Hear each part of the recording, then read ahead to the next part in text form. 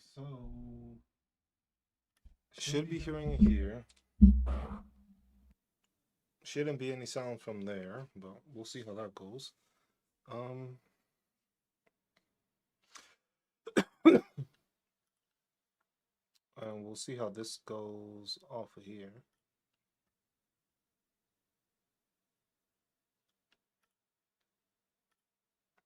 Just to see how this goes.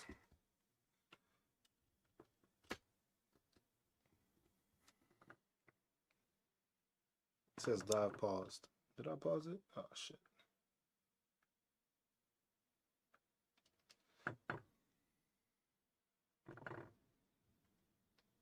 It's not letting me view it for some reason. Alright, so we are up and running. This one is a bit bright, so.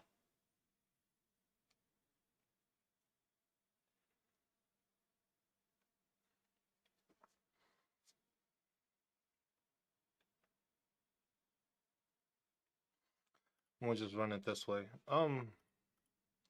Same thing as before.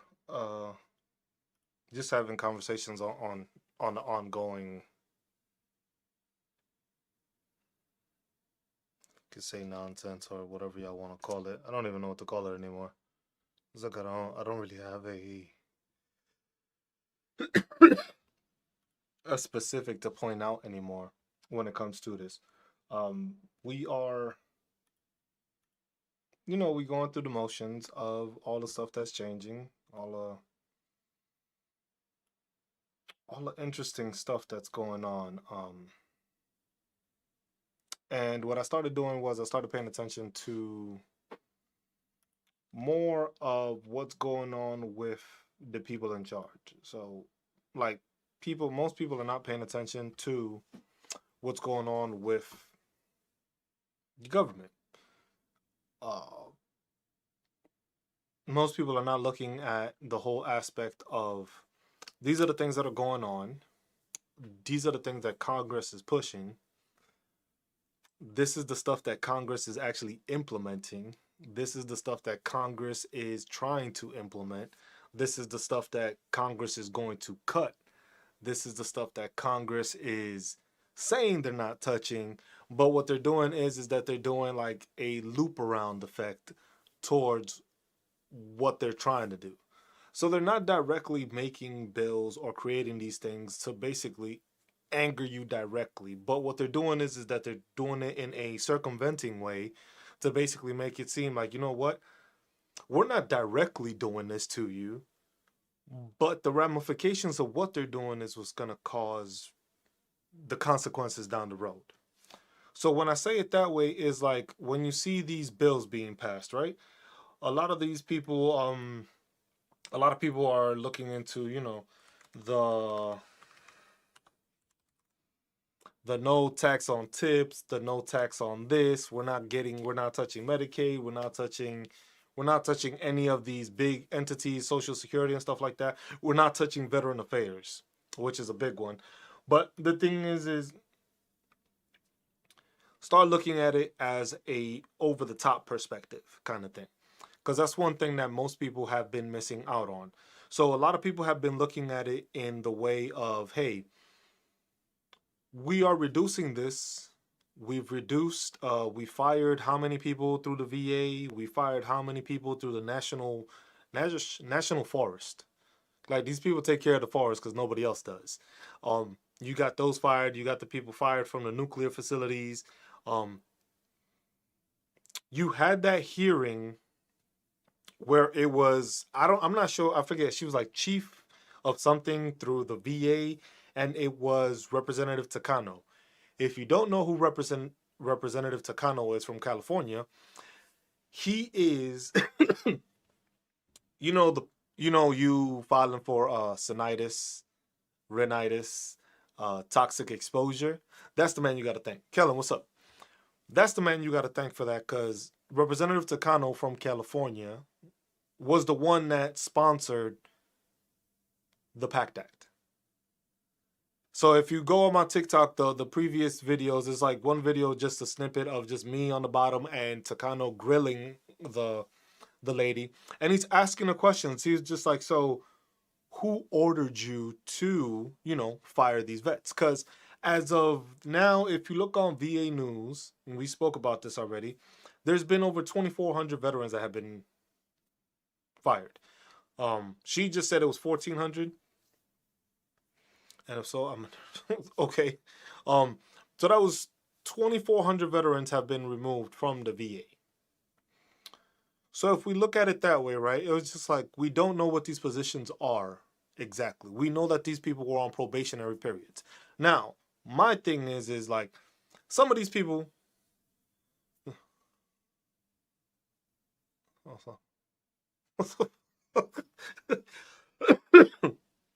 But some of these people are not putting these things in there and they're not explaining it. So it's stuff that's not being, explained. Like, why are these people being removed?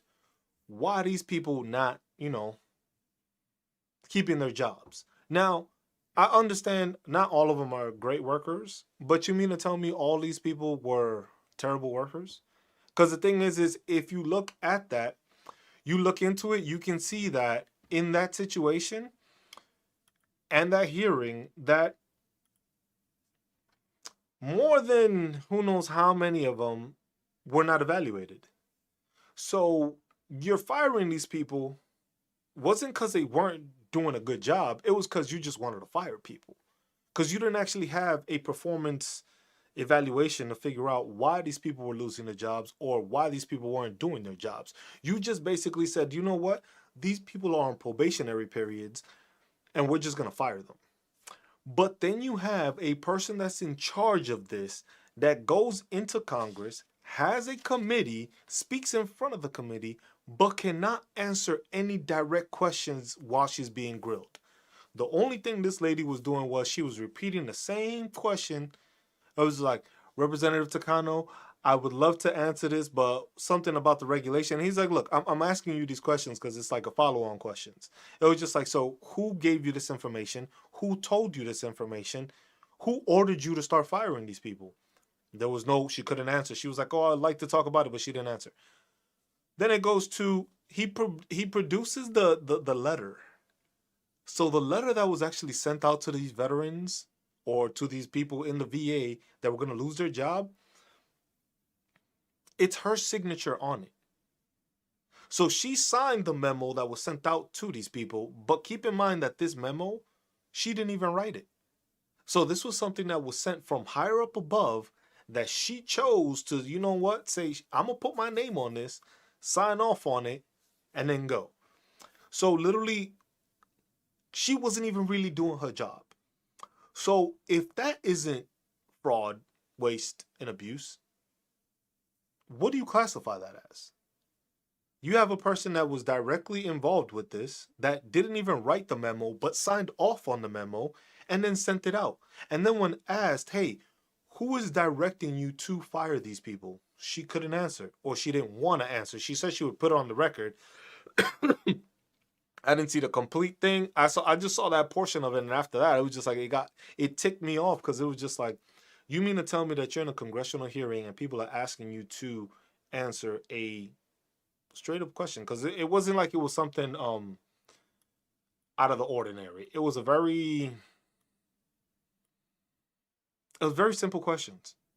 Who gave you the memo? Did you know about the memo before you signed it, or did you just sign it and just send it out? And then they called it the Valentine's Day Massacre, because of the fact that a lot of these people received notification on February 14th. February 14th was a Friday. So either most of these people received this email after they had already left for the day or throughout the weekend. Some of these people got this information at the back end. Fine. And he was just asking her, like, is this a reasonable way to get rid of people's jobs by giving them notification or not really notifying them there? And he asked somebody else another question about that too. And she was like, she didn't say, she was like, oh, there shouldn't be, because there was another representative that asked questions. And he was like, should veterans have some sort of protection when it comes to the workforce? Because basically they decided to serve our country. Maybe they should get some leeway when it comes to keeping their jobs. That's what the representative was pushing for. I forget his name, but he's made a couple of videos just like calling out this administration and the stuff. It was just like he asked that question: should they have some sort of preference or at least some notification prior to? They couldn't answer that. They were like, "Oh no, everybody should be treated equal." Which, you know what? I have no problem with that. If you're gonna say everybody's being treated equal, I got no problem with that. It doesn't. I don't see it as veterans should get more leeway when it comes to being fired. No, if you're not doing your job, you should be fired. Plain and simple. When it comes to the hiring process, I do understand why veterans get that veteran preference. Why? Because many veterans get looked at differently just because they're a military veteran. They get looked at in, you know what? This person was in the military. He doesn't know how to operate in a regular situation and stuff like that. And there's always a negative connotation when it comes to a veteran going into the workplace. So avoiding that, I think, is something that is always a good thing for veterans. Because, you know, the thing is not every veteran transitions in the proper way. If you notice, a lot of veterans are homeless right now, but you don't see a big push or a big talk or a big thing like that. You have so-called patriots that don't do nothing for veterans. So-called patriots, you know, the ones that would punch a drill sergeant in the face, or, you know, I wouldn't stand for anybody yelling at me like that type nonsense. Those same people, those are the same people that keep talking this, but they don't do anything for veterans. They don't actually help veterans. You don't see them do, you don't see them signing up for any volunteer work with the VFW, American Legion, the DAV, the Wounded Warrior Project. You don't see them do none of that. It's funny that you'll see them doing that, but they keep on talking about it. And you can tell because the thing is most of these people never served in the military. So a lot of these people are like just hotheads that like to talk and like to hear themselves, but don't actually do anything to back it up. So in the case of that, when it comes to veterans, it's just like, what is the effect of causing a GSA account, which government supply account, being lowered and not allowing a hospital to actually purchase what is needed for that hospital? Tell me how that is an efficient cut. Tell me how that is fraud, waste, and abuse. When it is a, basically, if you actually served, you would understand, because they call it a government card. And the supply clerks have that. They have a budget. They have a certain amount of money that they can spend on items for the company. Now, when the company already has everything it needs, then there's a surplus, and that's when I would say a lot of the fraud, waste, and abuse happens.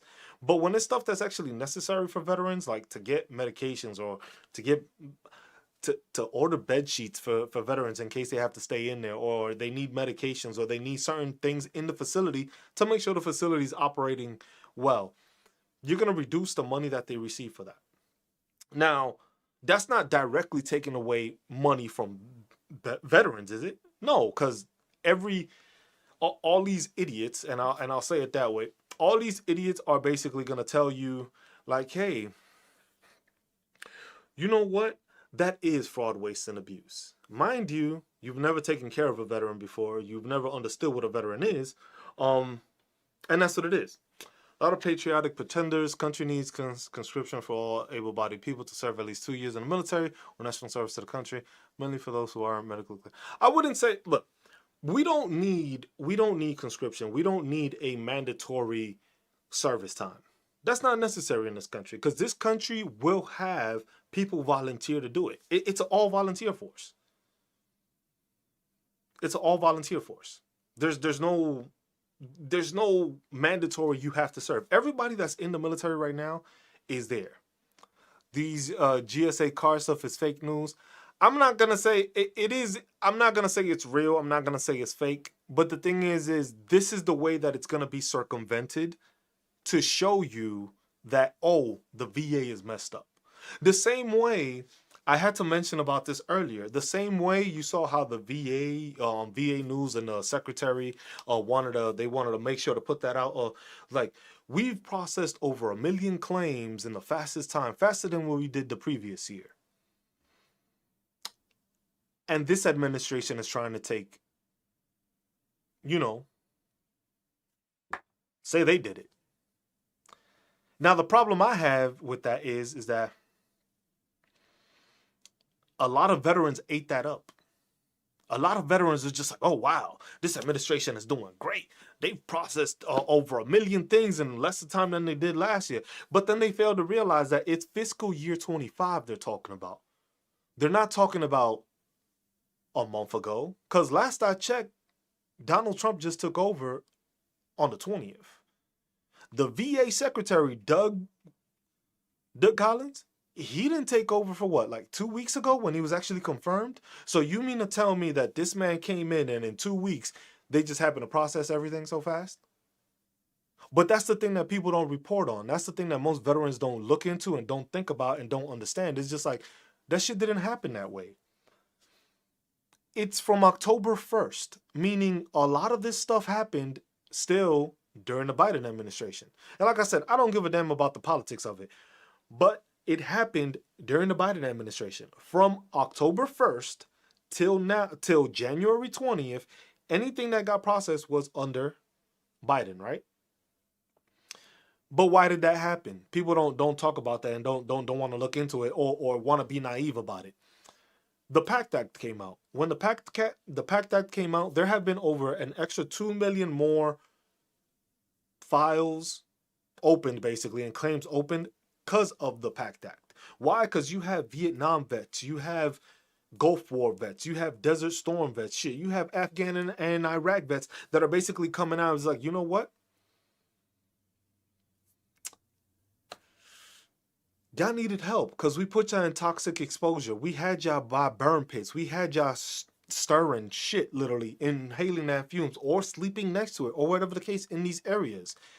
We need to take care of y'all now. So what happened? There was an influx of claims coming in, and then there was an influx of, hiring. Because a lot of people forget that a lot of more people were hired during Biden's administration to cover all these veterans that were going through PACT Act issues and filing PACT Act claims.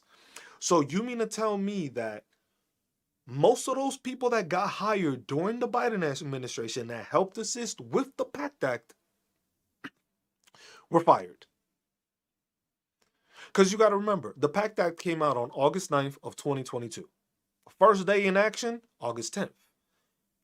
If you were an employee, right, and you got hired, you were maybe in that process of 2022. But remember, the influx wasn't that big at the beginning part. More happened last year in the second year of the PACT Act. Why? Because it was better understanding what people were fighting for. There was better understanding. It was just like, oh shit, my cancer gets covered. Oh shit, sinitis gets covered. Oh shit, rhinitis gets covered. Oh, I did serve in this area. Oh, so-and-so got this cancer. Old buddy of mine that I served with got cancer. He was with me there too. I don't have it, but he does. Now he should file a claim. So people started filing more claims and more claims. And then all of a sudden, it's like, oh, okay. We need more people to process this. The VA has already stated that they were understaffed when it came to doing this. So what did that administration do? They made sure to hire more people. Those people got hired. So if people got hired in 2023, most of those jobs are 2-year probation periods. So literally, if you just hired all these people to make sure to process claims because you know you have an abundance of more claims than you usually do, you basically firing those same people that just got hired to help veterans to make sure they were taken care of. But people don't look at it that way. One of the VA claims filing. My buddy retired military, now working pharmacy with the VA, and they use those purchase cards. Without them, vets are the ones impacted. The thing is the pharmacy isn't going to change because the pharmaceutical companies is not going to draw back. It's all the other stuff that's what's in there. Because the thing is I understand cutting contracts. I'm all for, look, I am all for eliminating fraud, waste, and abuse. What I am not for is doing it in a manner that is not consistent, isn't transparent, and doesn't actually fucking do anything. Because the thing is you are just hindering and making people's lives worse. You're hindering all these people that you fired out of nowhere, out the blue. Not even a warning. Not even like, hey man, you got 30 days before you got to cut it. None of that. It was literally, no, you gone. Now you got those people. Now let's say if you're a veteran, if you had jab, family, you move there. Now you don't have that extra income. And if you're already working under that income, best believe you are living within the means of your income. And if you are making an extra $60,000, $70,000 a year, you're already getting your disability pay, which you're probably at 100, or maybe you're working towards 100. But then you got that extra 60, 70,000, and that should just go out the window. That's gonna affect you too. But then it's, what does it do? What are the secondary actions? Those third actions, and that's where a lot of veterans are just like deer in the headlights, not paying attention to it. Because if you're not hiring people, you got a hiring freeze, even though they said they was exempt. Because the thing is on the VA news, it'll say 40,000 probationary workers. But then they are still trying to hire 300,000 mission essential. What are these 300,000 mission essential? What were the 2,400 that got removed? Because what people fail to realize is they're not done. Where did they say that they were done dismissing people? They haven't said they were done, have they? You haven't seen them say, you know what, we're done with the VA. We're not cutting anything else. I haven't seen that. Has anybody seen that? Because nobody has seen where it says, you know what, we are no longer going to make any cuts to the VA. But we're going to cut here. We're going to cut there. We're going to cut programs. You're going to cut people that work on the VA crisis hotline. Imagine that. One of the most important things that we have as veterans to avoid the 22 a day that we have an issue with, that got cut. It was just like, if you're cutting all these different programs within the VA, how do you think it's going to help us as veterans? You cut VRE counselors, because VRE counselors are there. They're still vocational and vocational rehabilitation counselors, because they still hold that name. But the program is the Veteran Readiness and Employment. But you cut stuff from there. So if you're taking away the advantages or the things that the resources, basically advantages that you're giving veterans, because the thing is most people don't understand that with a veteran, if you served in the military, you didn't have the time to do what a civilian could do. You didn't always have the time to be able to go to school. You didn't have the time to learn a trade or get certified in another trade or get another certification. Most of the time, if you went to any schooling, it was military schooling. If you went out of your way to get your degree, then from there, it still wasn't the same process where you could dedicate 3 straight years or 4 straight years to go to a school and do that. Most people do that along their whole career time. It's just like, you know what, I'll take 1 class here, 2 classes there. It was like, you know what, the training schedule might look empty. But shit, we got this rotation for 8 months, 9 months to whatever location. Or damn, we getting deployed to this location or that location. You ain't doing no school there. You don't have the same benefits and the same stuff that everybody else does, but most people don't realize that. So it's just like, yeah, that's why these programs were placed, because the thing is we don't have the luxury while in service to take care of these things.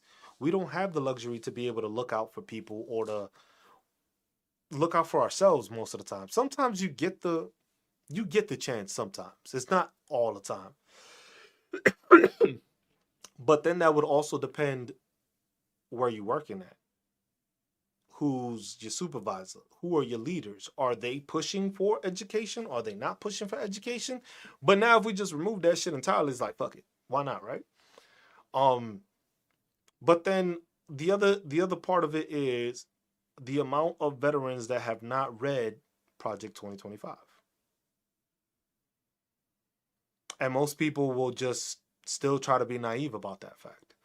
Most of the stuff that's in there is coming to fruition plain as day. It's not even being hidden anymore. It's like all the stuff that's happening is described in that pamphlet. All 900 something pages, not every page has been hit. But I'm telling you, they probably ripping out pages right now to basically, yeah, we got this one done. All right, what's next? Oh, we got that done. And it's just like, if it continues and it's allowed to happen that way, because you got to remember, this VA secretary, I had posed a question about it. It was just like, are we good? Are we cooked? Or at least he's a veteran. And most people, a lot of people were just like, you know what? At least he's a veteran, right? The thing is he's not going to fight against what this administration got to say. If this administration tells him, you know what, hey, I need you to send your your 5 things that you did this week. The VA was one of the ones that basically said, you know what, you got to fill this out. And then you look at the other departments where the other departments were like, you know what, hold off on this. Don't answer the email. Let's get some better guidance, and then we'll let y'all know what to do. The VA wasn't like that. The VA wanted you to let them know what was going on and how it was happening. So it's interesting to do it that way, because then the thing is if he's really for it, why would he have probationary people get removed? What it wasn't by evaluation. It wasn't by performance, because that's why they had the committee hearing with Representative Takano grilling the lady. I forget what position it was. It's on my TikTok. I'll check it. But he was grilling her and asking her these questions, and she couldn't answer. So, because the thing is the big basis and the big lie that's being told to everybody is that performance measures are being used for these people that are being fired. And that's the farthest from the truth. These are just people that they decided that, you know what, you're between that window of probationary period, whether it's 1 to 2 years. Well, most probation periods, I think, is like at least minimum of 2 years. There's not many that have 1. The fact that you had some people that lost their jobs through the VA because they got promoted. Now, last I checked, if you got promoted in your position, it wasn't because you was doing a fucking terrible job. Can't tell me you were doing a terrible job and then the fucking office decided, you know what? We're going to give this guy a raise. We're going to give him a new position because he hasn't been doing his job. So in those cases, that already shows you that it wasn't a performance thing, because if you just got promoted, you lost your job because you were now in that probationary period during your promotion. But people don't pay attention to that. If people don't pay attention to the legislation that's going on, it's free for people to look at, and people don't. Congress.gov is open to everybody. Everything that gets processed basically is on Congress.gov. You can go ahead and look it up, but some people are just too lazy to do that. It was just like the information is right there where representatives and the Veteran Affairs committees, and they have their hearings. They have committee hearings on certain things. With this one, it was like, hey, why are people losing their jobs? Why is the VA losing resources? Because at the end of the day, it's just us veterans that take the hit. You don't got people working. You got people scared of losing their job. Nobody works comfortable when they about to lose their job, because they don't know if it's a last day that they coming into the office. So you might be working on something, the next thing you know, tomorrow, you out on the street. Ain't nobody gonna work efficiently like that. Nobody's gonna work efficiently not knowing if they're gonna keep their job. Nobody's gonna work efficiently just cause it's just like, look at what's going on. How many of y'all actually would want to do 5 things that you did throughout the week when everything that you have is already notated? Because the thing is if you're processing VA claims, there's a quota you got to hit. What's up, Jeanette? I was like, there's a quota you have to hit for that. If you don't hit that quota, you're underperforming, meaning you're not processing veterans claims. And that's the biggest thing. Like I said, like all these people talking about it, like there's been a million more, and it's just like, it pisses me off because there's a bunch of content creators and there's a bunch of channels that have this nonsense that they want to say, oh, this administration is doing such a great job. It's just like, y'all full of shit. It's just like, either y'all don't know how to actually interpret data or y'all just stupid. And it's sad to say that, but there's a lot of fucking stupid veterans out there. Some don't want to get educated. Some don't want to look into stuff. Some are just like so out there that it's like, you know what? You can't be serious, right? Like, you seriously wanted this? You seriously want the VA to cut more jobs because it's fraud, waste, and abuse for something that was created for you. And that's why I get kind of confused, because it's just like, how is it fraud, waste, and abuse if it's there to give veterans resources that they don't usually have? It was just like, only 1% of this country decides to actually serve this country. It's not mandatory. Like some people say it would change the culture, it would change stuff, and it's just like it doesn't happen that way. It was just like look at the fact right now that the junior enlisted just got a 14% raise. 14% raise. And they still ain't re-enlisting. You know what the fuck that is? That's not a culture thing. That's definitely a culture thing. That's nothing else. All these people that are joining the military are getting out of the military. They're not trying to do the 20 years. So it's just like, how do we stop that? How do we prevent that? How do we make it that, people want to actually stay in this country, serve it, and do the 20 years? You know why it doesn't happen? Because the thing is now they're starting to realize that as a veteran, you get the short end of the stick. A lot of the veterans that served in Iraq and Afghanistan came back. Shit wasn't the same. But what? They had a shit ass VA, or they had a shit ass treatment, or they had a bad experience, and they not going back. The bunch of veterans is that I wouldn't say that it's not saying that service members get brainwashed, but it is getting institutionalized. Because a lot of veterans do get institutionalized. A lot of veterans fall into the same things that all the other do. Why? Because you got used to being told what to do, what to wear, where to be, in what uniform, at what time. You got so used to that. And some people, they didn't have any other structure outside of their life before that happened. It was just like, yeah, they grew up with their parents and stuff like that, but their parents wasn't putting it like that. It was like, man, yeah, you got some chores. In the military, you got certain things you got to do. You got to be in uniform. You got to be there. You got to wake up in the morning, do PT formation or do a formation. You got to go to the field. You got to do range training. You got to do field training. You got to do company training. You got to do company medals and all that stuff and do all that. And there's a structure to it in some places. Some places just fucking shit and just fucking shit show all over. But so many people get used to having that entity up top, which is either top, the commander, the platoon sergeant, the PL, telling them what to do. I wouldn't say you're brainwashed, but you did get institutionalized because you got so used to having somebody up top tell you this is how it's supposed to be that they didn't learn to think for themselves. So they stopped thinking for themselves. So now it became the issue of, you know what? We are in this position and we got ourselves into this position. Soldiers don't want to stay in the military. Why? Because of the culture. It's the leadership. But the thing is instead of changing that, we rather try to work on other stuff that isn't as important. We want to remove the DEI. Just came down for transgender soldiers that they're going to be, the paperwork is being worked on for them to be separated from the military.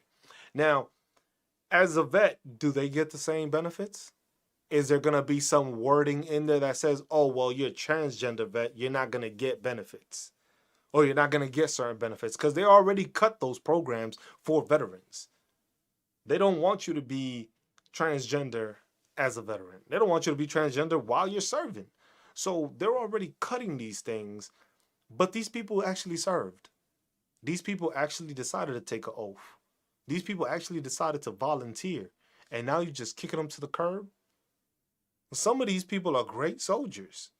The thing is like the military would rather have you run fucking fast, because you a fast fucking runner, and be like, you know what? That's my leader. And it could be dumb as rocks, could be the worst fucking leader in the world, but because he got a quick run time, he became your squad leader. And you look at it and it's just like, you know what? That shit make no fucking sense. That shit dumb as fuck. But what do? They continue that. That shit continues the same way. It keeps on being looked at that way. The thing is the people that need to be promoted don't get. Mind you, you had the chief of staff get fired. And then you had the Navy chief get fired. You had the Air Force and the Navy. Both of them, I guess, minorities. They got removed.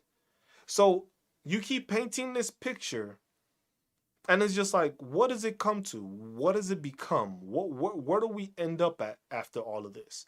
All these changes is just like, all of these people are still going to be veterans. But if you are putting veterans in a position where it's just like you're throwing them to the side, you don't really care. You say you care, but then you cut projects here, you cut stuff there. Because the thing is look at the, like I said, go to VA News, pay attention to what they're telling you, and actually look into it. Annette, that's clear as day. There have always been, the LGBTQ community has always been in the military. Because remember, there was the don't ask, don't tell first. They got rid of people. Then they opened it up to people. Then it was just like, all right, we're going to let transgenders in. Oh, you know what? We're going to get transgenders out. Then Biden put them right back in. And now Trump is getting them right back out. And it was just like, these are still people that want to proudly serve this country, but you want to throw them to the side because you don't agree with who they are.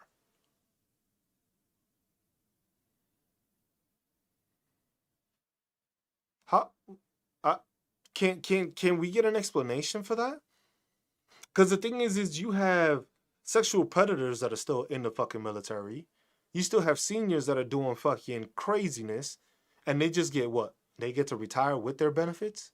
So you mean to tell me a person that has probably committed SA and has done some other stuff in the military deserves to stay in, deserves to continue to get paychecks, and deserves to get their retirement benefits, but a person that was a fucking soldier that was just going through a process in their life is not worthy of staying in the military? Now explain that. How do you explain that?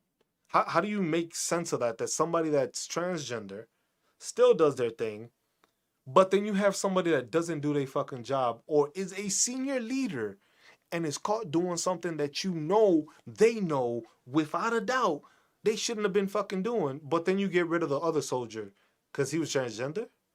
But then this one just gets moved to a different post or he gets moved to a different office? Probably stays in the same installation, but now he's in 2nd Brigade instead of 1st Brigade. And then what? 2nd Brigade has no idea that this man committed what he committed or whatnot because that shit stays quiet. It just goes through division. Division will just send it. It's just like, hey, we got this extra sergeant major over here, or we got this extra master sergeant or first sergeant or sergeant first class. You know what? We gonna transfer him over to 1st Brigade from 1st Brigade to 2nd Brigade. 2nd Brigade ain't gonna know why he's there. They just, oh, they were missing a slot. We gonna put it in there. And it's just like those things, and that's what's not being understood right now. It's just like all these cuts to the veteran stuff is affecting everything, but it also affects people coming in. People don't want to stay in because you have other soldiers. Shit, look at the Iraq and Afghanistan war veterans. How many of those are parading their kids to be like, yes, join the military? It's not just because of shits and giggles. It's not just because they decided, you know what, we just want to let our kids join. It was just like, no, because it's just like, what we went through, we don't want our kids to go through. I have to fight to get a disability claim service connected. Like, y'all sent me to these places. Y'all put me in these positions. I wasn't able to go see the doctor. I wasn't able to do this. I was just like, but then what happens? They don't get taken care of. A lot of vets right now, like I said, like I always like to mention, there's 19 million vets right now.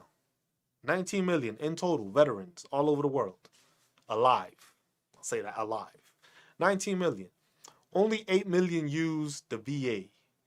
I still haven't been able to find the actual numbers to how many actually use the other programs.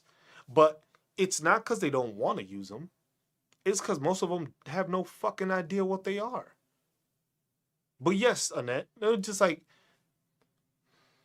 the service has been doing that for quite some time, where you have people that get SA'd, and those people get in more trouble than the actual person that did it. And what people fail to realize, and what the military fails to realize, is that other soldiers see this.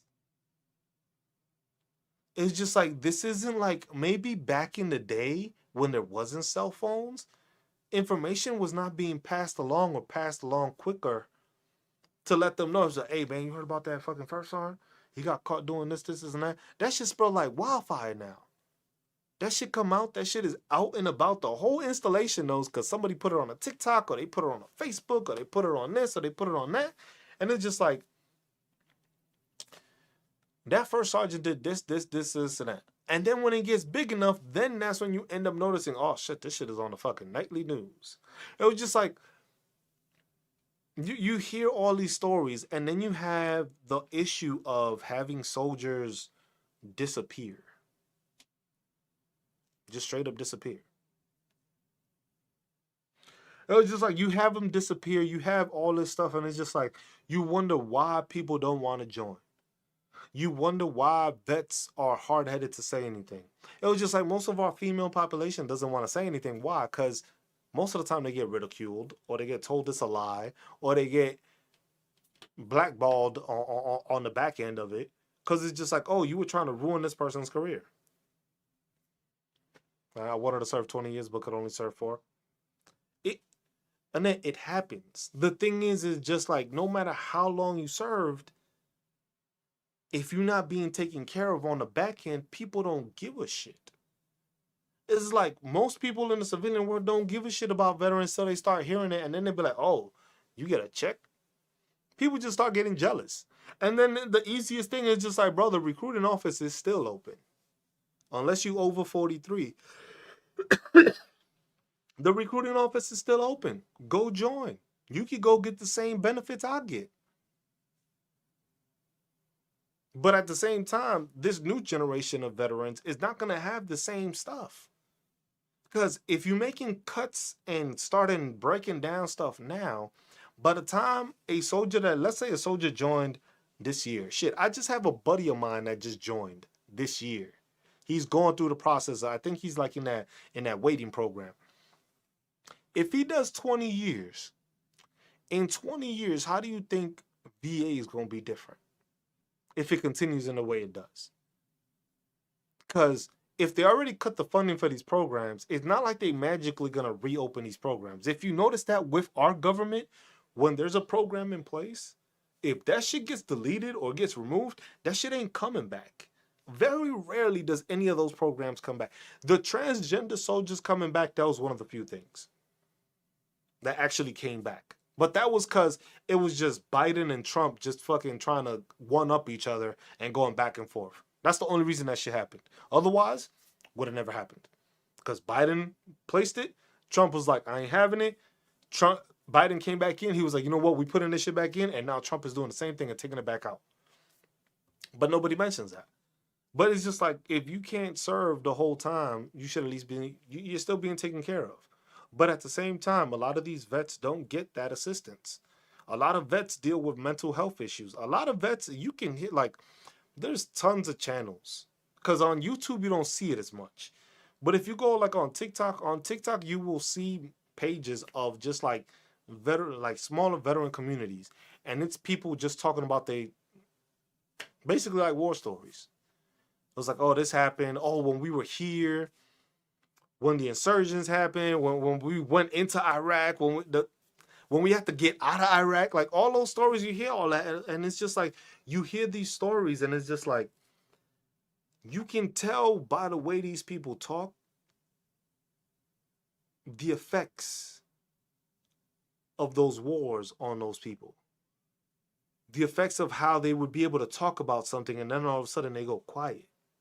It was just like, and you're trying to eliminate those resources. I was like, these are people that need assistance because they did what they did best and they did what they could for this country, but you're eliminating their resources. But then you have some of the same ones that be like, you know what? Fraud, waste, and abuse. I don't think there's anything in fraud, waste, and abuse when it comes to the employees of the VA. Now, if we look at the contracts, that's a whole different story. The contracts that get sent out, they get pushed out, and people are going to start believing that it's just like, oh, Doge is doing a great job. Doge ain't saving nobody money. Look, look, this is what I started like resorting to, Annette, when it came to that. It was just like, if you voted in one of these dumbass fucking senators or dumbass representatives and they represent you, I don't really take any word that comes from people from that state anymore. Marjorie Taylor Greene is what is a butch body bad built. I can't remember what she said about her. That shit was funny though. Bad built. Talk about, yeah, she said that federal employees is lazy and they don't deserve the check they get. Mind you, she's a federal fucking employee. So she doesn't deserve the check she gets, especially because of how fucking stupid she is. Because that lady just talks. The problem with it is that you have all these people, mostly Republicans, because there are some dumbass Democrats, but I haven't seen another idiot as dumb as Green. They push out this information, and the thing is vets listen to it. Most other people listen to it.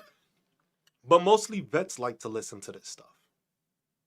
Vets start listening to all the stupid shit that gets said, and they listen to it and they believe it. They don't even question it. And it's just like, you're not in the service anymore, bro. You're not taking orders from somebody. You can think for yourself. You can say, you know what? Let me look into what they're telling me. Let me look into that. Let me look into this. But it's just like, you see all this happening, but what comes of it? It's just a bunch of idiots. It's like idiots joining together. And it's just like, oh, we're gonna do this for you. We're not gonna take away benefits. We're not gonna take away that. The VA has saved over I think it's like about $180 million supposedly on these 2,400 service members, which most of them are veterans, being fired. How is that going to make a dent on the billions of dollars we were in the negative? It's not. 100 something 80 million for like, well, we were in the negative 6 billion. I was just like, contractors is a big thing. If you're not actually holding anybody accountable, it doesn't really matter what the fuck you do. You're not going to cause any change. You're not going to bring any change. Why? Because if you're telling me that you are all about fraud, waste, and abuse and getting rid of it, but then you have somebody going to a committee hearing that can't even answer the fucking questions of the job she's supposed to do, then they got somebody that says, I don't remember when I raised my right hand, they promised me a job when I got out the service. Nobody's promising you a job. Nobody promised you a job. The VA, nowhere does the VA say you are going to automatically get a job when you get out. Nowhere. But what they do is that they want to make sure, you know what? Let's give you a higher chance of getting a job because of the fact that some of y'all don't have no fucking skills. But we're not going to talk about that, right? We're just going to leave it as that. It's just like, because veterans want to talk shit. I could talk shit about veterans all fucking day. I'm finishing my master's degree in fucking May. A lot of veterans can't fucking say that. A lot of senior leaders can't even fucking say that. So it's just like, it's not that you just get promised a job. You get the point preference. Because of the fact that if you're a disabled vet, you can't be discriminated upon. See, and then you have, and that's the problem. You have people that are just ignorant like this. The VA has more people walking around not doing shit than Walmart does. What VA do you go to?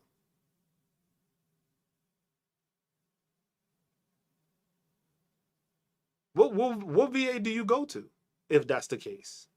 If you go to a VA and you just have people walking around not doing shit, what VA do you go to?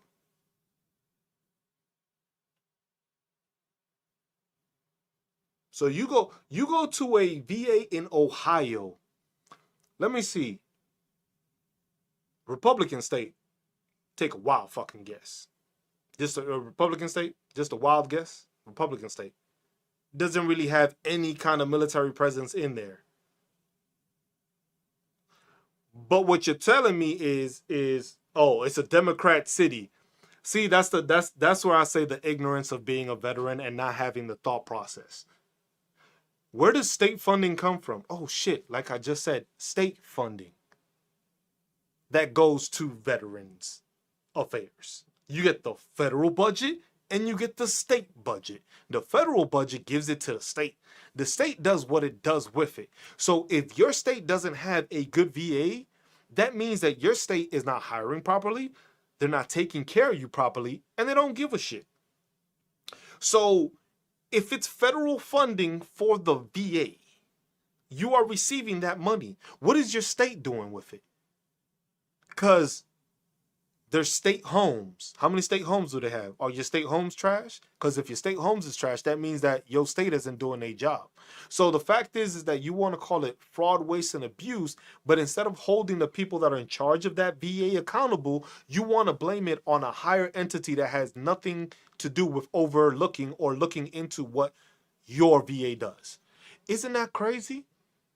It's crazy how easy it is for you to try to blame somebody else for something that you ain't holding somebody accountable for. VA problem. My man, you just stated that your VA has people walking around and not doing shit. And then I'm going to ask you, where's the problem then? Because the thing is that's your VA. Why is it? I bet you I can, you know what the funny thing is with veterans? I bet you I could go to that same fucking Ohio fucking Veteran Affairs and I can ask a whole bunch of other fucking veterans and they gonna say that they had a good fucking time over there. The thing is you probably, let me guess, probably got a fucking claim denied or had a bad experience with a fucking raider, had a bad C&P exam, or just had long wait times because you thought you were just going to get shit quickly when you were hurry up and wait the whole time in the military and you thought shit was going to change. So your thought process is causing you to think that, oh, it's fraud, waste, and abuse because you didn't get the service you thought you deserved. Let me remind you, who the fuck are you? What importance are you? You another vet. If your issues ain't as serious as another vet, you ain't fucking priority. You ain't gonna just skip everybody because you think, oh shit, I need assistance. No, it doesn't work that way. That's why there's priority groups, which most veterans don't understand that there's different priority groups. There's 8 different priority groups. See, look, and it's funny. And then you're gonna say you're 100% compensated. You're 100% P&T. But somehow your VA is trash. Fraud, waste, and abuse. But how many complaints did you make? How many complaints did you make about your VA? See? The whole entire system is trash. No, the system is trash for you, buddy. The system is trash for you. Because you don't know how to actually use the fucking system. That's the problem. You're one of those vets that basically likes to say, hey, the VA is trash. And it's just like, you know what? The VA is not going to fucking work specifically for you. The VA ain't making sure you are taken care of. They ain't going to, hey, man, hey, everybody stop what you're doing. He's here now. Let's take care of him. Fuck no, guy. You ain't that fucking important. Ain't no veteran that fucking important. You get there when you get there. You are received when you are received. If they have the ability to pay for a doctor, you get seen by a fucking doctor. If they don't have the doctor, you have a long ass fucking wait time to go see a doctor. It's not, oh shit, we're gonna stop everything. Hold on. Cruz is in the building. We gotta make sure he gets taken care of. Hey, Cruz, what do you need? Oh, you need an appointment? Tomorrow morning, 9 o'clock. No, bro. Like, people in the regular civilian world can't even get that. It was just like, look, I can tell you this much right now. A lot of VA A lot of Vietnam veterans, let's put it like this. A lot of veterans from Vietnam have a problem with the VA. Why? Because the resources weren't there like they are now. Vietnam happened fucking 50 years ago. 50 plus years ago. You know why fucking Vietnam veterans there? Because I've spoken to a couple of them. Because I go to my VA. My VA is fucking great. I have a lieutenant colonel that retired that he has back issues. The man walks with fucking two fucking sticks. He had to have a spinal tap. You know why? Because they didn't have fucking x-rays like that. They didn't have MRIs back in those days that you could just hop in and just fucking get one. The experience they had was bad because the technology wasn't fucking there. But now what? Now that the military noticed, you know what, we fucked up a lot of these guys. That Agent Orange is fucking strong. It's causing cancer, this and that. You know what? Oh, I forgot though. That was a Democrat that did that. If y'all want to be all political. Representative Takano, look him up after he sponsored it. And it's just like, you think that shit changes and you think that the VA is all working. Like, you got to remember, the VA is already underfunded. Because the thing is most veterans don't look at it that way. There's 19 million fucking veterans out in the world, and there's only 8 million that use the fucking VA. Mind you, some of y'all come from fucking towns that have maybe like what? 20,000 people? And you expect the VA to have every single fucking specialist in your fucking town that doesn't have that many people. Now, how does that make any fucking sense?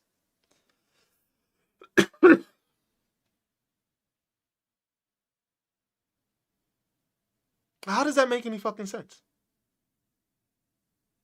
I said, why am I chewing out vets? Because vets need chewing out. Because vets don't fucking properly process shit. Vets just fucking go off of what they're told instead of actually doing their own homework. Because the thing is the amount of fucking resources that the VA has is fucking overwhelming. But the number of fucking veterans that actually use them is minuscule compared to the amount that's fucking awarded or afforded to them. It was just like, we served our country. We did that. We have resources. We have benefits. You don't fucking use them. So how you gonna say the VA is shit when you ain't using them? Look, Annette basically says she has to drive 2 hours to see a specialist. Some of y'all live in small ass fucking towns.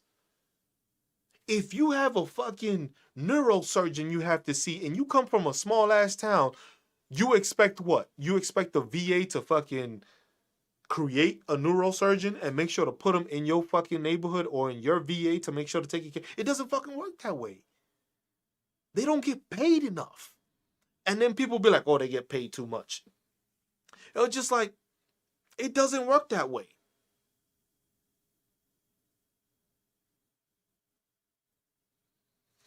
I was just so the government gets to cut resources because vets are illiterate. It was just like, bro, the VA isn't there to teach you how to read.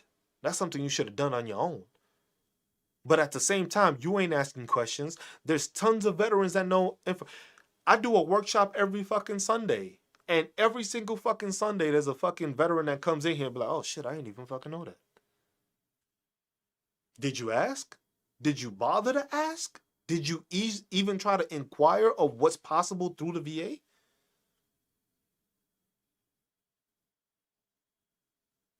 Most people don't even ask within their state what benefits they can get as a veteran.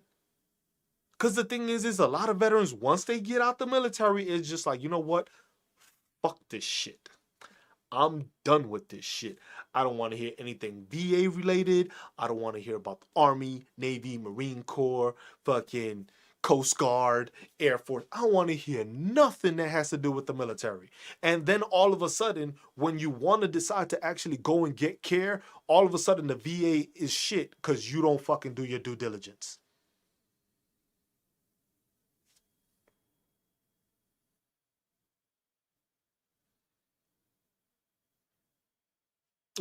Where do you expect that to happen? Oh, Jose, don't even get me started on that. Don't even get me started on how vets actually treat the workers.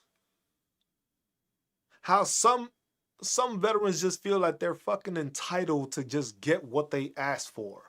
I was like, bro, when you were in the fucking service, you couldn't get shit you asked for. Shit, you can barely go on fucking leave sometimes because they had some bullshit reason. And all of a sudden you think that fucking is gone. Damn, somebody called me Staff Sergeant Cruz. I don't know who that is. I can't see their face right now, but that's somebody I know. Some people don't know about the benefits. Some people have the GI Bill and never use it. That shit just goes to waste. Back in the day, they didn't even have the fucking GI Bill. Back in the day, they didn't have the HUD-VASH program for homeless veterans. There's so many resources out there. There's just like, I was just like, look, these people are regular day workers. Regular day workers. I can't see who. Oh, from graphic, yeah. She know. Hold on, I gotta see who this is now. I gotta see who it is. I'm trying to figure out.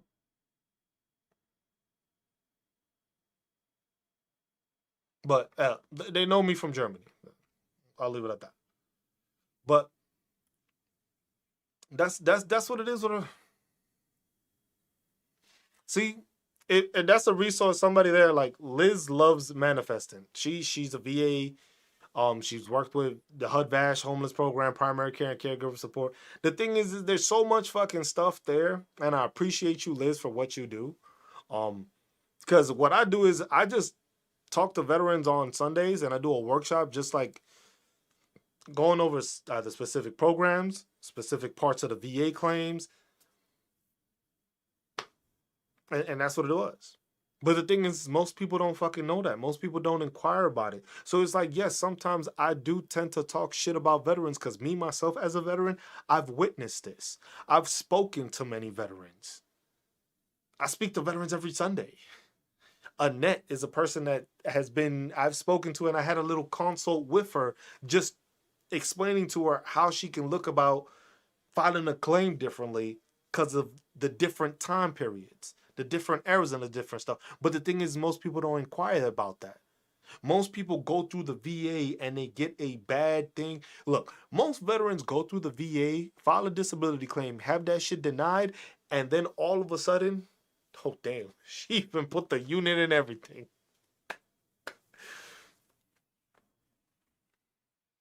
Oh, it's like you have to be. The thing is for some veterans you have to be fucking tough on them. Because the thing is that's how they were in service, and that's the only way it fucking clicks to them. If you try to talk to them like regular people, that shit just goes over their head. And yes, you don't know what you don't know. That is true. But you have to be rude to some people because the thing is it doesn't get through to them if you just talk to them in a regular manner. Because all these benefits are out there. All these resources all these resources are out there, and so many people do not understand what they are. They don't know how to use them. You have the fucking TAP program, and the TAP program is shit because it doesn't show you or teach you shit when you're going out. It just basically gives you that top layer. And then the rest of the shit you got to figure out on your own. But what, like I said, most people, look at that. People don't even know the burial benefits. And that's a whole fucking section right there alone. And I've put questions up on the page about that too, just burial questions, like what people know and stuff like that. And most people don't get most of the questions right. Like I have questions Monday through Friday asking veterans, just like random fucking questions, just random questions that has to do with benefits and VA stuff. And what happens? Most of them, I'm yet to get a 100% on anything. I love your blatant honestly. That's why I miss your lives. Message me on here, Janelle. But that's the thing is like you have to be honest with people. I'm not the type of person that sugarcoats shit. I don't like sugarcoating shit. Cause the thing is I can't help you if I'm bullshitting you. I'm not gonna sell you no bullshit fucking dreams of like, oh, I'm gonna get you to 100%. No, that's why you never see me talk that shit. You want assistance on how to get there on your own? I got you. And I do that shit for free. I don't even fucking charge people. You know how much money I could make off of people if it was to assist them with their disability claims? You know how many people have come by my channels or come by the lives just asking questions? I'd be like, hey, if you want a consultation, I could charge you for it.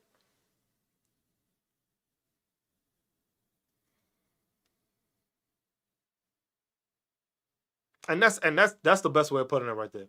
Help those who don't know, but take away resources from the ignorant is not a solution. And the thing is a lot of times most vets, I'm not gonna say they're not ignorant. It's just the fact that they just don't know. You talk to veterans and it's just like, yeah, some people get lucky and get great VSOs. Some people get lucky and get great C&P examiners. Some people get lucky and it's just like, you know what? I found a resource. Me, I looked on YouTube. I found resources, but then it was just like, you know what? All these resources do is they try to point you to join their membership, which I do have it, but I don't force it on anybody. If you want to join, you want to support the channel, go ahead. There's no need for it. I'm still doing my weekly lives for free. You got a question, all you got to do is tune in, ask the question, you leave with an answer. I may not tell you exactly what it is, but I bet you gonna know where you gonna find it, or I'm gonna point you to the right resource that's by the .gov, and you gonna know what the hell to do. But I'm not gonna ask you for money. I'm not gonna charge you anything. It's free fucking information. And you got fucking entities here and companies here that are charging you fucking thousands of dollars for free information? I was like, no, I'm a vet. I understand the struggle. I understand not knowing what I didn't know. It took me time to learn as much as I have, and that's me researching. When somebody asks a question, if I don't know, and be like, look, man, this is what I know about it. Here's a website. Go check here. Shit, I even made a website just to develop that on the end of it. Lynn, the thing is there's so many people that are just like, they don't know. You don't know that information. A lot of the stuff with the veteran resources is free. Mental health is free. VA healthcare, you can sign up for it. It's free. Oh shit, did it just end my shit? The fuck? Nope, it's still going. That was weird. What?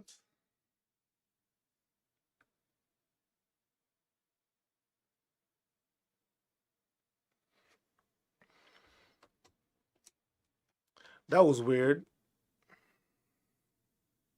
It just like kicked me off the live on TikTok for some reason. That should be happening on TikTok a lot when I be making too much sense on TikTok, and then they be like, oh, he's telling them too much. They're learning too much. You can't do that. I was just like, but that's it is what it is with that. I was just like, it sucks when that happens, because it's just like you see so many resources out there for veterans that veterans just don't use. And then the thing is, it's just like we were saying, if people are going away from it, if people ain't listening to it and people ain't paying attention to it, it's the easiest way for these people to just be like, you know what? There, TikTok, I don't know what happened. That shit just kicked me off. I really don't know. That was weird. But those are all the things that it's just like veterans just don't understand. They just don't know. You just know. Oh, Incinerator said he completed 2 claims last week. There we go. And it's just it's how you process the stuff. It's how you put the stuff in. But all these claims and all these things are just message me, Janelle. Like, look, if I served with you, I got you. I help you. No problems. No questions asked. I help you. But if it's not, then it's just like,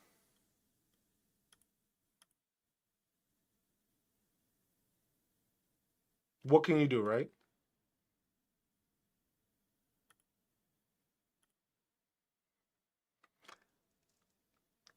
It's just like the second village was pretty rough. It was very intense, and that's how incinerate. That's the thing. It's just like those are the things that veterans don't understand. It's just like those are things. It happens. Those the psych evaluations, your CMP examinations is not supposed to be something that's easy. It's something that you are going through, something that happened to you that you have to explain and you have to paint that picture for somebody to understand what you're going through. The thing is as long as you are honest, yes. Is that you? Is that you, Saw Jackson? Oh shit. Okay. But it's just like people don't understand that it's simple things. It's learning the regulations. The thing is while we were in service, you use the regulations. While you were in service, you use the regulations. Out of service, it's the same fucking shit. It don't change. You still got the Code of Federal Regulations, Title 38, Chapter 1, which is all the VA stuff, and then Part 4, which is the Schedule of Ratings. That tells you what you can claim, how to claim it, what percentage you may get, what you can get from it, how it is that you get evaluated, what is the reason you got this percentage, or what is the reason you got that percentage. All of that there and it's self-explained, but most people don't read. Most people don't ask that question. Most people don't look into, you know what? How did this person get 100% PNT? Because then you have those salty ass fucking veterans. Those, oh, he was just a pogue. I did my 4 deployments. I did this, and that. It's just like, cool, bro. I appreciate for what you did. I do. I appreciate it. I'm thankful you made it back. But that don't mean that all of a sudden another person doesn't deserve a rating because you did or you think did more than what they did. Doesn't work that way. Yeah, I did. I didn't realize how much I remembered, but a lot was brought up. I broke down a bunch, but I got through it and it's completed now. Hey, there you go. And that's what it is. If it once you start understanding the fact that you can talk to people and you can explain your story, it makes it 10 times easier. And it's just like, yeah, you gotta file. You have to file the sooner you are from getting out. This whole waiting game is the other issue that a lot of veterans call the VA crap for. It was just like, it's not, it's just like, the thing is for fucking veterans, they don't fucking think, they don't think this way. And this is my thought process. If you were fucking, let's say, how can I put it? Let's say you were dating somebody, right? You dated somebody for like 5 years, right? And then all of a sudden, y'all broke up, it wasn't a good breakup, or maybe it was a good breakup, whatever the case may be. 15 years down the road, 20 years down the road, y'all bump into each other. And all of a sudden, everything is nice. Y'all start talking, everything is just like, oh, and then all of a sudden, it's just like, so what happened in those 15 years? What are you going to say? Well, I fucked up my back. My knees was hurting. I got sinitis. I developed rhinitis. I got migraines. I got all this stuff. Are you just expecting them to believe you?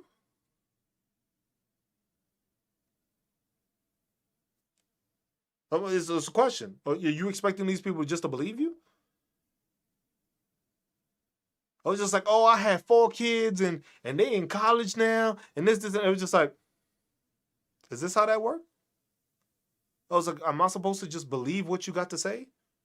And that's what veterans don't fucking think about it that way. It was just like, you've been out of service for so fucking long and you haven't said anything. You didn't call the VA. You didn't call me. You ain't message me. You ain't email me. You ain't even try to update your contact information with me. And all of a sudden, I'm supposed to believe that all this fucking shit you dealing with is just like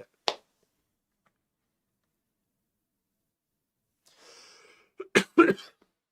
See, incinerator, and that's the good thing about it. You learned off of the mistake you had. You saw why you needed it fixed. And it was just like, you know what? Okay, I messed this part up. Now this is what I know I need to do to fix it.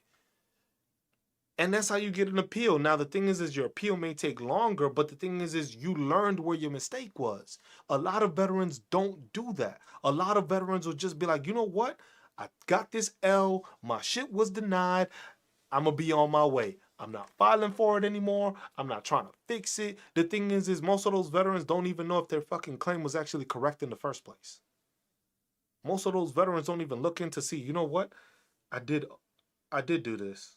Oh shit, you know what? I forgot to put that paperwork in. Oh shit, I didn't even submit the fucking imagery I had. Or something like that. Most veterans don't think about it. It's just like most veterans will just take that loss and be like, you know what? I fucked up. See, look, Annette has been dealing with that. She's been denied because she's been 40 years out from when she served. And she doesn't have documentation. And it's just like you have to figure out documentation. You have to think of different ways. You have to think outside the box when it comes to taking care of yourself. Yeah, and that's the thing is that most people don't understand that you have to fight for these benefits. The thing is, and that's why I keep preaching to it, and especially with this whole talk about the cuts and all that stuff, it's for that reason. Because I need more veterans to use these benefits. I need you to use them, not because I need them. I'm using my GI Bill.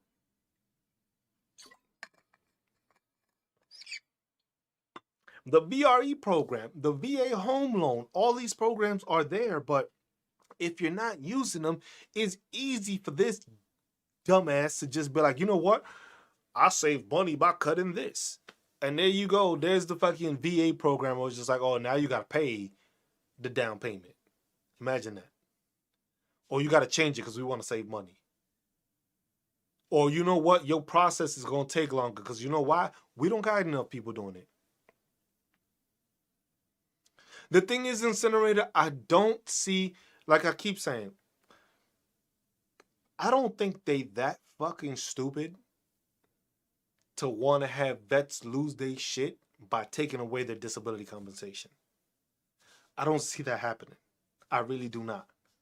But the thing is if I gotta make you wait longer to be seen, that's gonna upset you. And what is that gonna make you want to do? It was like, you know what? We gotta fuck this whole system up. If I keep on fucking something up that much, you're gonna start asking for change. And then when I start making changes, you ain't gonna have a single fucking problem with whatever fucking change I make because you were already pissed off at the previous shit. Mental game. Most vets don't see that mental game. Most people don't see that mental fucking.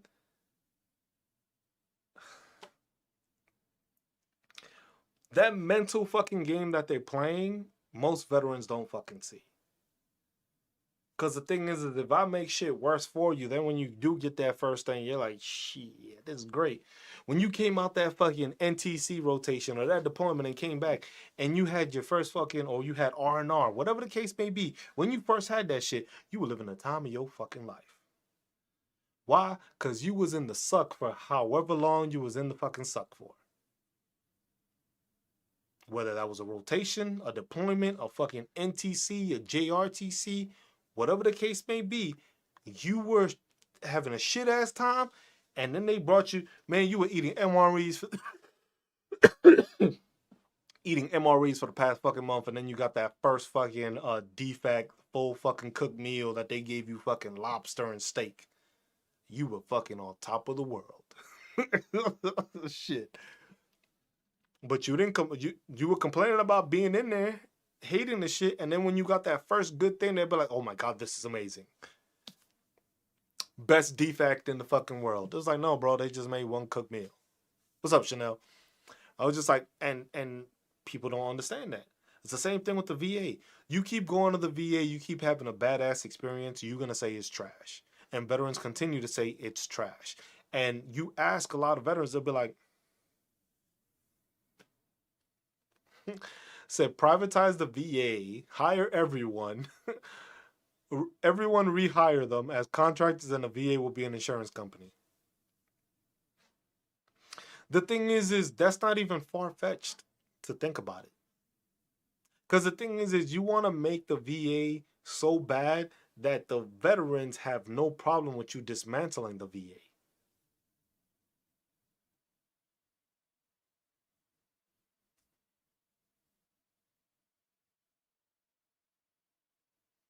To my running with a binder, doctor's notes, prescriptions, pictures. I even bought screenshots of phone conversation. The more evidence you have, the better. So even though it was grade F, it was babysitting after MREs. Bro, the whole defect could have been fucking falling apart. And you got that meal after MREs, you were like, man, this is the best fucking defect. This does not deserve this fucking rating. Mind you, the shit was still falling apart. But you were like, this does not deserve a fucking rating that it has. Because that's the mentality you got used to.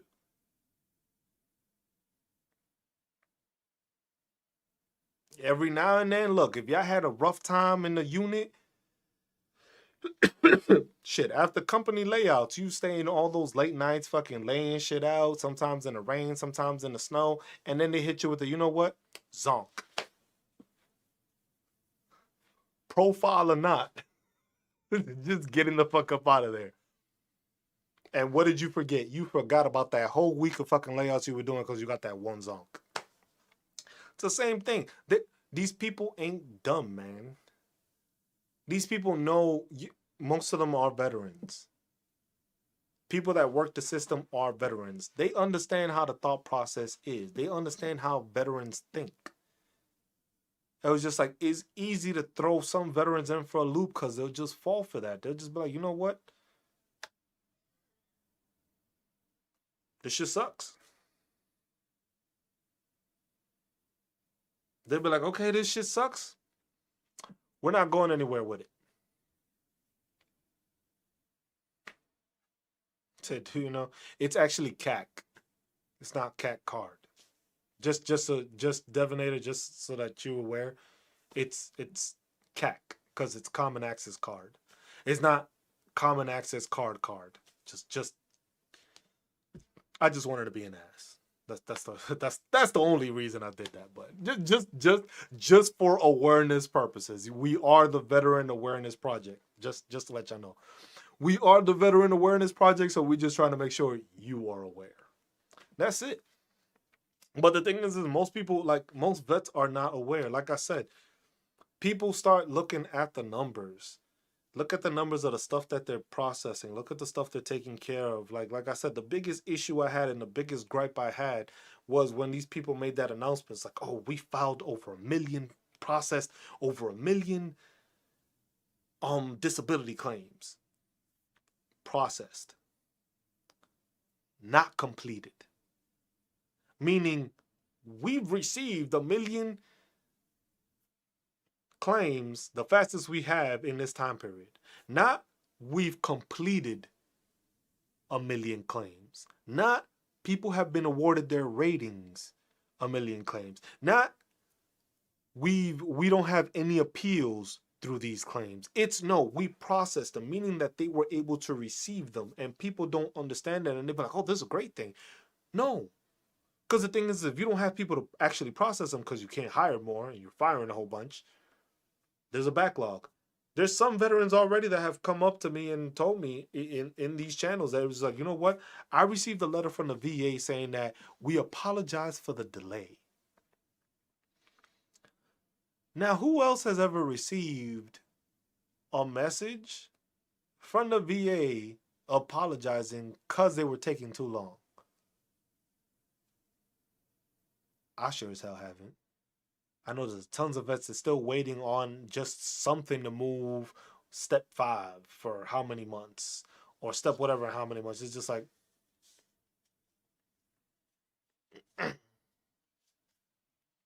any resources or suggestions to support and assist vets with claims since the VBA rep isn't coming to my organization. So the advice I always give people is reach out to VSOs. Why? Because VSOs are free. VSOs are not going to charge you. All VSOs are not great. All VSOs are not going to go above and beyond.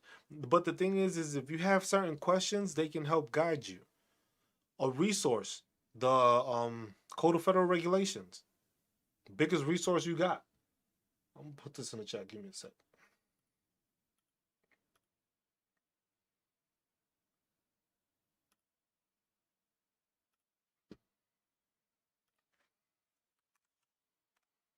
That is the biggest resource. The Code of Federal Regulation is the biggest resource that veterans have no idea about and don't use. Using that, so I got the apology letter. I've been working on my claim. Look at that. Jose Ramon says he's got the apology letter and he's been working on his claim for over 2 years. Why is it taking so long? We got a backlog. We don't have enough people hired. I got it. It's costing $175 per visit every 3 days for a nurse for me. Came home to free up a bed, which I'm sure it costs more.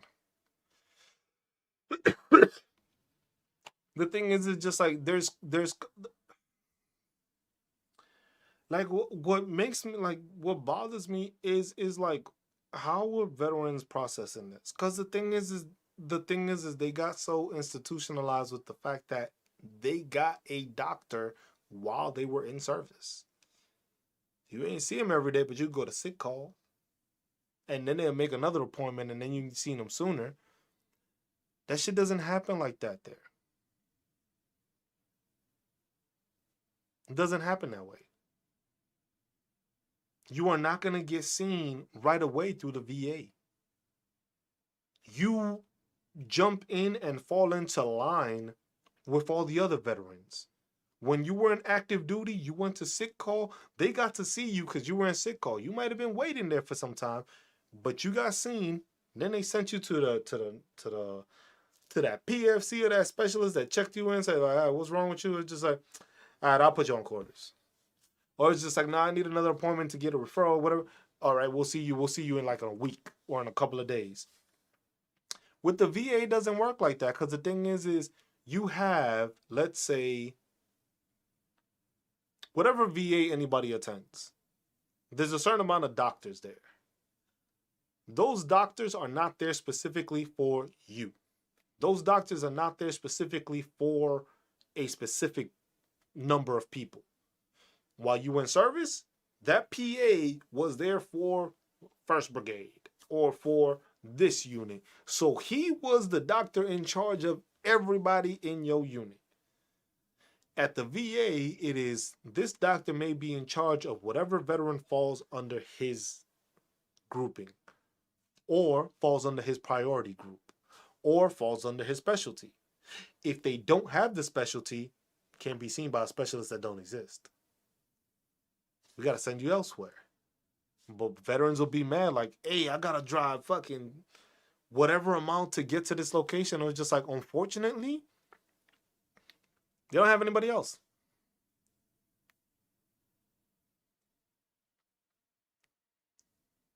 Oh, see, that's good advice right there. So Devonator says, if someone is not happy with a VSO, you can ask a lawyer to do a pro bono because they need 60 community hours to keep their bar. The thing is Devonator, in cases like that, it's difficult because some veterans, some lawyers are specific to specific things. VA lawyers are different. Look, a big resource, but I say this lightly, is YouTube. YouTube has a lot of channels that give information. You have disability claims lawyers, you have appeals lawyers, you have a bunch of channels on here that say that. The thing is you have to take it with a grain of salt and take and do your research. The same thing with me. When I send you, look, if I send you the website that I tell you to go to the CFR, it's because I want you to go into that and actually look into what you can claim. There's over 3,000 different disability claims you can claim. I don't know every single one of them. I can't tell you the ratings and the numbers and the percentages you're going to get for every one. I don't know what your issues are. but I'm gonna tell you and guide you where you can go and find them. So it's like, oh, I do have migraines. I got back issues. I got this. I got arthritis. I got this. I was just like, and I'm gonna point you in a direction like here. Like somebody earlier, when I asked the question on the post, and they was just like, they know who I am, because I was just like, one of the answers was like, I don't even know who you are, bro. Like, I don't even know who you are, and you're asking me these questions. They asked the question, they said they had to file for something. What did I go ahead and do? I told them what the diagnostic code was, and then I told them where it would be found. I put the link into where it described it, and then how it got rated differently because it fell under another rating. Annette, have a good night. Appreciate you tuning in. I know it is kind of late. I just realized it's about to. We're gonna cut it short in a bit. But those are the things that people don't understand. It's just like it took 22 years to get fixed. Went in the hospital for lung foot pain. They scanned the right and kicked me out. See, and that's the thing is that people gotta stop giving up. That's the biggest issue that people run into is the giving up part. They just decide that they get a rating and they decide, you know what, I'm gonna stop fighting. I'm gonna just leave it as is. Most people don't realize, like, look, once you service connected, go for a fucking increase. If it's gotten worse, you don't need the extra documentation. You just need to be able to show that shit is worsened. And a lot of the time, that's already in your documentation that you go through the VA. But those are the things that people don't understand, and it's just like people don't understand that. People don't realize those little things, all these resources, all these things. But if we have our resources being cut and veterans is just all for it, it's simple to just keep on making cuts. If you got people saying, oh yeah, it is fraud, waste, and abuse, and it's just like, yeah, it's easy for them to just keep fucking cutting it till you ain't got no resources.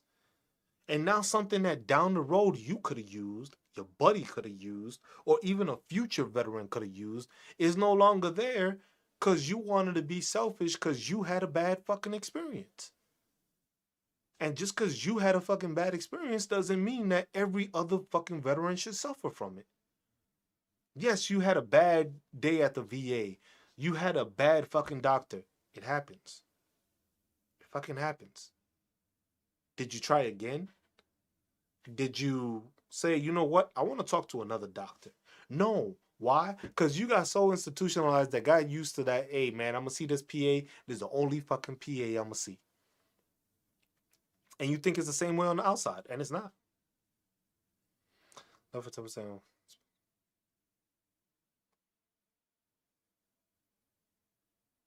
Oh, shit. That's the thing. It's just like people don't understand. It's just like those are resources that are there. All these things that you witness, and like I said, this is on TikTok. Is me talking to people on TikTok, talking to people on YouTube, and it's just like TikTok. I have a lot of my more political talks on there, but the thing is I'm starting to do this on YouTube also because the thing is veterans need to hear this however they can hear it, wherever they get it from. Because the thing is there's too many times that things are happening veterans are unaware of, information that's being passed, bills that are being proposed. Because there's bills that are being proposed that most veterans don't even fucking hear of. And it's just like, oh, this actually helps us. But you ain't have no fucking idea what it helps with. You have the Elizabeth Warren Act. That just helped veterans. You had the change where the VA secretary now gets to choose what, which is funny because now when you look at it, you got Doug Collins that is a yes person. And then you had, the bill gave him the authority to change whatever DBQs are able to be public and used by an outside entity to use in your claim. Like I've been saying, the compensation, they're not going to touch. Because they know veterans, that's all how these ignorant veterans and all these veterans that don't want to pay attention to shit will start paying attention when you tell them, you know what, we gonna take your disability pay. Bet you all these fucking veterans start fucking paying attention to everything now. Then all of a sudden it's like, oh no, we can't have this. This is fucked up. Why was happening? Or I was like, well, you weren't saying shit when we were proposing to take all this shit away. But now that it's affecting you, it's like, oh shit, maybe I should have said something. Maybe I should have been paying attention. By then, it's too fucking late. See, look, Devonator just said, I was homeless twice and I didn't know there was a homeless program. Didn't know about vet court when I got arrested. It was just like the VA affords and gives you so many fucking resources just that us as veterans don't know about them. We don't get explained about them. It was just like one of the workshops I just did a couple of weeks ago, like I think it was like for a month straight, was just literally the federal benefits of 2025. All the benefits. It's in a booklet. I'll give you. Um, let me see if I can get the link. It's on. If you're watching on YouTube, you'll be able to get the link. I think I should be able to post it on TikTok, but I don't know if it'll let me actually post it because TikTok be weird like that. I don't know if I can drop a file. I can't drop files in here, can I? Nope. TikTok does not let me drop files.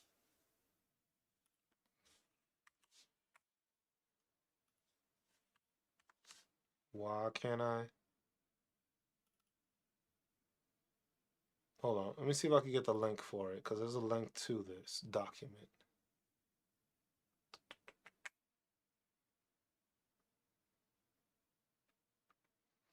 And it's literally just this link will help you do that. And if you haven't, they sent it out on an email also through the VA. But if you don't have the information through the VA, if you don't have your contact information through the VA and it's not correct, you're not receiving any of these emails. It doesn't hurt to just sign up for like the newsletter of the VA. That gives you a ton of information and it gives you updates and stuff like that. And that's just like no problem, Dev. It's just like it's not much to ask and give people information. It's just like, is this am I going to easy and read options, man? Is this it? Say copy. So this is the link, and it's when you click on that, it has a federal benefit for veterans, dependents, and survivors booklet, which that's the one I went over and did the classes for. And then there's a welcome to the VA, let's get started one, which is this one. I don't know if I can post it here. Oh, it did let me do it. So that's the link for it there for TikTok. So basically, those things are there. These are things you can use. This is information that is free information. It's just a booklet that basically explains all the shit you need.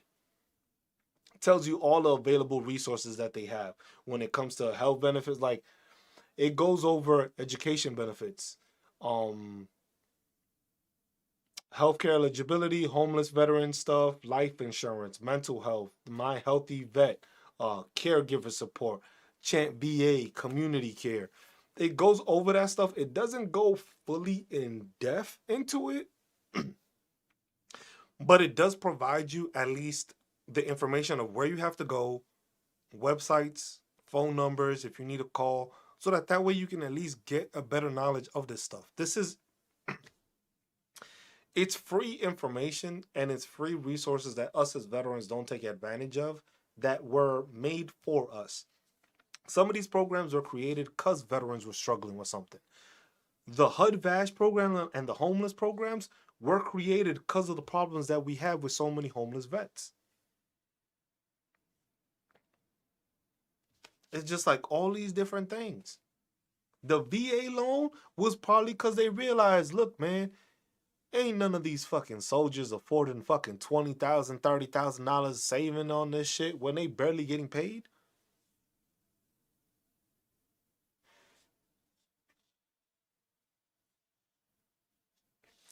I'm right now giving out homeless resources. It's just like all these programs are gonna be cut and limited, and then it's going to make the situation worse for veterans. Then when they get to privatize the stuff, it makes it easier for them to just be like, you know what?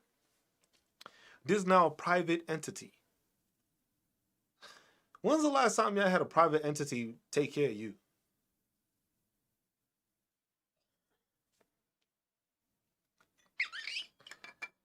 Because the thing is a lot of veterans I mean, I'm giving out homeless resources right now. I'm on call for. Okay.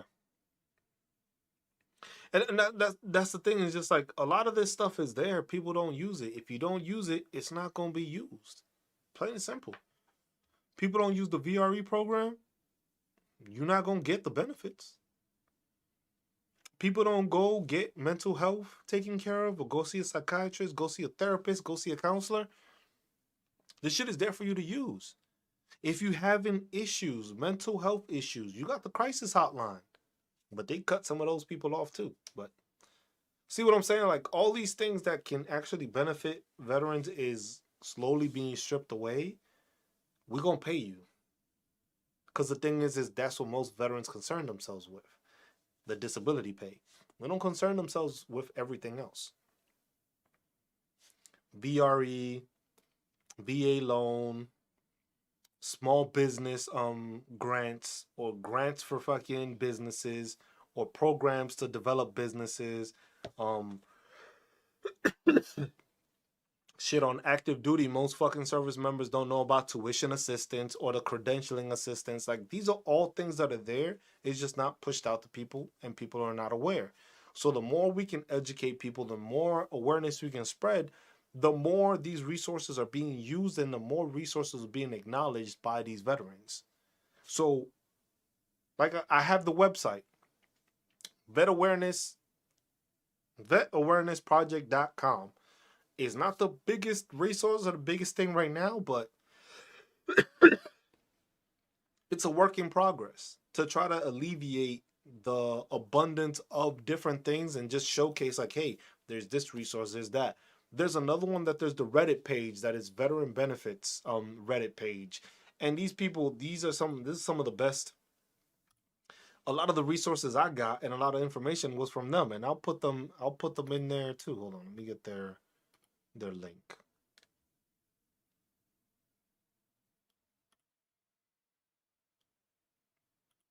And it's a Reddit page. Oh, it got moved? Hold on. Oh, I gotta update this. Hold on. So this is the veterans benefits Reddit page. And this page gives you, this is where I learned shit. Most of the shit I learned was through here. Because they just have all these resources and all these things there for you. And you use this stuff and it's just like this is the beneficial stuff. This is the information that veterans don't get. This is the how to's, the what to do's and the what not to do's, all in one. But most people don't pay attention to that. Most people don't look into that. And it's just like this is just free information. All this shit is free information for veterans. It's just like you can't take advantage of it. You don't learn it. You ain't gonna do shit with it. But that's why it's just like I just do this to just fucking educate veterans. Tell them like, hey, look, go to this page, go to that page, learn from this. And it's just like these are all resources that are free that I'm not charging you for. I'll never charge people for it. I was just like I've had so many people tell me, the people that I've helped, the people that I've worked with, that I've gotten them to 100% PNT, and they've told me like, yo, why don't you charge for this? And I was just like, why would I charge you for free information? You just didn't know where to look. You didn't know where to find this stuff. The information was always there. You just didn't know where to look. I just educated you on where you had to look, what documentation you should have, what you should file with it, and that's it. I'm not writing it for you. I'm not putting the claim in for you. You're the one that knows your injuries. You're the one that knows what your mental health issues are. You know all of this. I don't know what you go through. I know what I went through, and that's how I put my claim out in the out there, and that's how I got my 100% PNT. But am I medicated? Yeah, I'm medicated. Do I do this? Yeah. Do I do physical therapy? Yeah, I do. I do a bunch of stuff to try to make myself better. But at the end of the day, there's certain things that my body is just like, yeah, bro, you fucked. It's just like I can't do shit about it. It was just like, yeah, there's no fixing this. Got it. You learn how to cope with it. You do that stuff. But it's just like you got to be smart with it. Get your stuff, and then from there, if you got private insurance, use your private insurance. Use the VA for the stuff that's service connected. If it's not service connected and it can become service connected, use your private entity. Use your private doctor. You already paying for them. You already paying for your private doctor. Why you gonna pay another entity, another doctor to diagnose you? Like, come on. It's like that's where I see a lot of fraud, waste, and abuse. But that's a whole nother conversation. That's a whole nother day of chit chatting with there. But as I'm always saying, veterans just need to do. Damn, I got actually I didn't know if he... Bro, how did all of a sudden all the people I served in Germany with were just finding me on TikTok? Like, what the fuck? I hadn't seen these people in in years, and all of a sudden these people I noticed his name. I was just like this, but man, I'm drinking water, bro. Hope you've been good, brother. Hope you've been good. But yeah, it's just like these are all things that it's just simple to just talk to people about. There's certain things, certain documents, certain pages, certain forms that you fill out, and it's still the same outcome. For some, yes, you're gonna have a tough time because you got to prove it. For some, you have the documentation, just maybe you filed it wrong. You might have filed it on the wrong form. You might have not put enough information. Yeah, Gray, I noticed that. The thing is just like I've been on this for a while, and I haven't seen a lot of the people that I worked with on there, even though I have their phone number in my contacts still. And then all of a sudden, with this whole ban and unbanning, all of a sudden now it's just like I've been pushed. A lot of the people, but it's through Facebook also. A lot of people are connecting through Facebook, which is weird. But they ain't have nothing to do with it. But yeah, the cough I'm battling being sick, so yeah, it has been different. But like I said, it's just like it's the same thing. Me talking shit to veterans, I don't do it in a malicious way. I don't want to be malicious towards veterans. Some veterans are just dumbasses. Some just don't know the way, and some just need to be led better in a different manner. I can't control which one you are. I can't interpret everything you say off of the internet. But the thing is when you make certain statements, it's easy to connect the dots. When it comes to somebody that just had a bad experience, hasn't even started, or doesn't even know what the fuck they talking about. The thing is as long as we keep on educating each other, as long as we keep on teaching each other, as long as we keep on learning, that's the only benefit we're gonna get off of this. Otherwise, we ain't going nowhere. Our benefits will. We ain't going nowhere. There's always gonna be somebody serving in the military. But if on the back end they are not gonna be receiving the same benefits we are, then that's an injustice for them, and that is just downright wrong for whoever comes after us to not be able to be taken care of like we did. You know what I'm saying?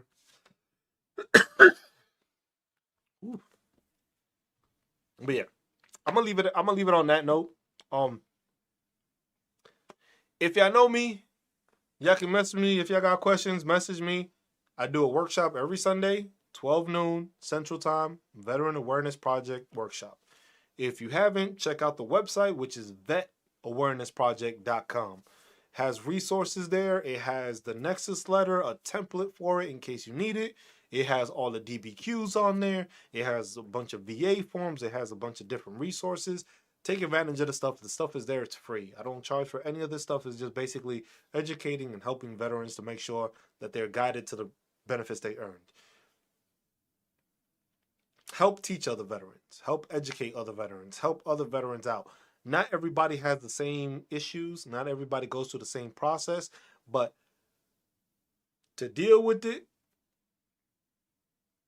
to deal with the claims process, you're going to deal with the claims process regardless. If you are a service member, you're going to deal with VA. You may not want to, but at the end of the day, at some point in time, you're going to decide you want to use some of these resources and you need a disability claim, or you want some medical attention, or you develop something that is shown to be because of the military. you're going to need those resources. Do it early on and don't wait until it's down the road where you have to make the fight of trying to prove yourself of these injuries happening while you're in service. Do it right when you get out, or use the BDD program, the Benefits Delivery by Discharge program, to do it while you're on your way and transitioning out. Either way, got any questions? Leave comments on the thing. If you haven't, subscribe on YouTube. Uh, subscribe. It's different than TikTok. It's like a follow. Follow on TikTok, follow on YouTube. I do have a vet awareness project page on TikTok. I'm trying to build it up. I can't do the lives on there because I don't have 500 followers on there yet. So that's something I'm trying to work to get there.